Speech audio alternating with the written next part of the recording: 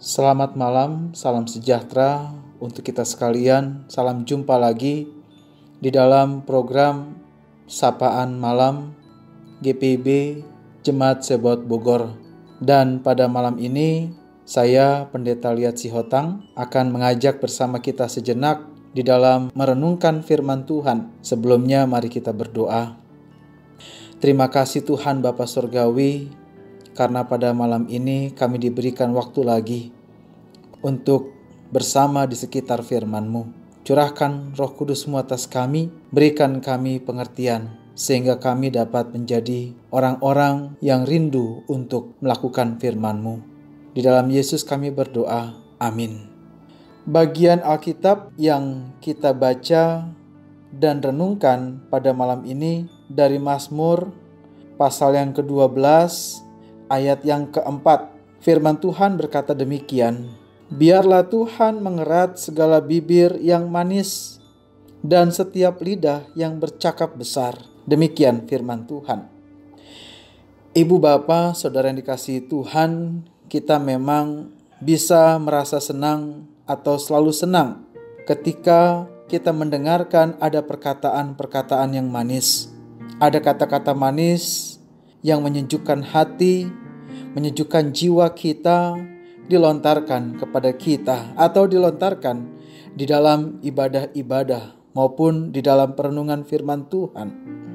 Namun ternyata tidak semua kata-kata manis itu keluar dari hati yang manis pula. Bahkan seringkali terjadi ketika itu diucapkan dengan maksud yang licik, didorong oleh akal bulus, atau di dalamnya ada campuran keculasan.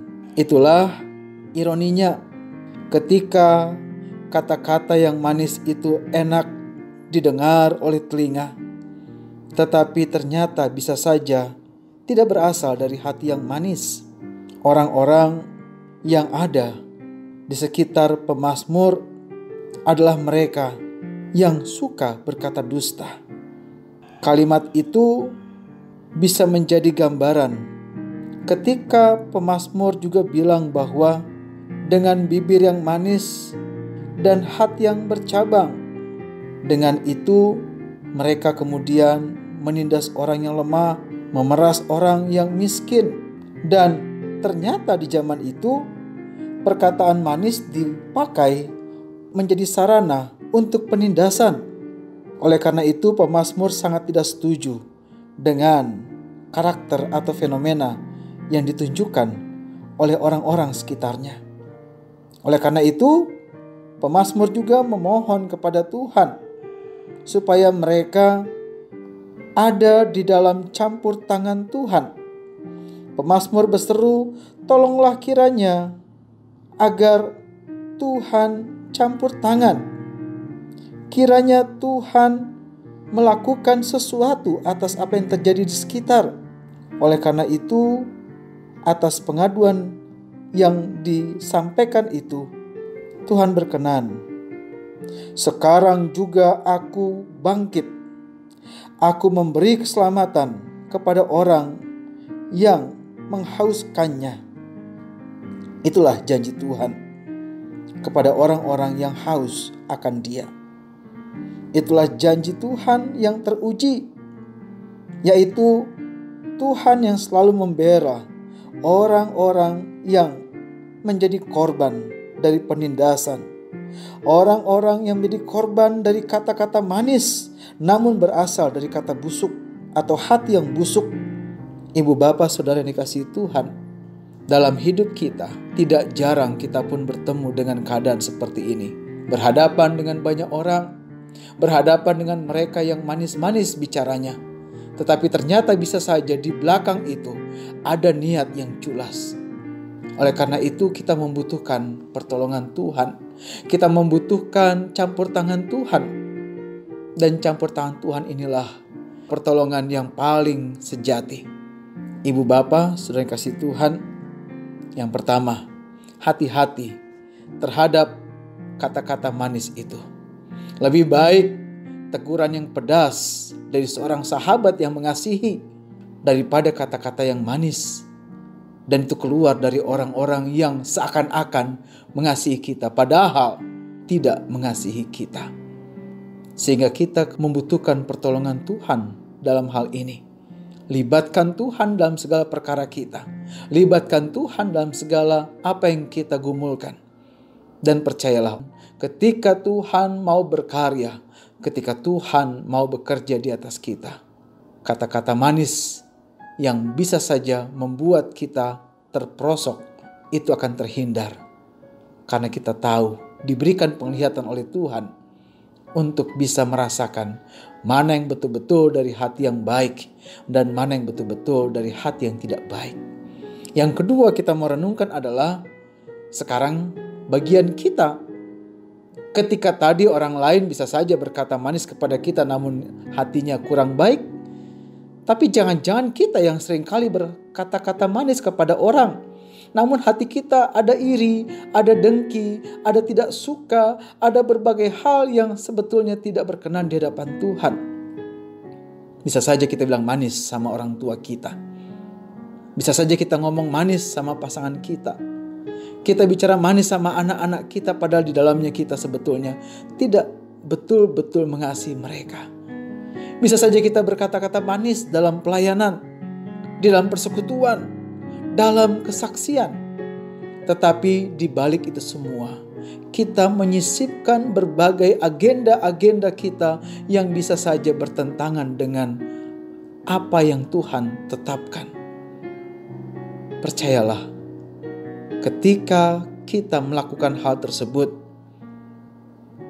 kita tinggal tunggu waktunya Tuhan. Kita tinggal tunggu. Baik menunggu pertolongan Tuhan atas kita ketika kita berhadapan dengan orang-orang berkata manis, lalu hatinya kurang baik, atau kita yang berkata-kata manis, namun hati kita kurang baik. Tuhan menyatakan di dalam Mazmur, "Aku bangkit."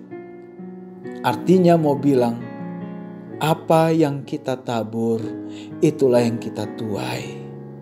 Mari miliki hati yang ikhlas, yang tulus, yang murni.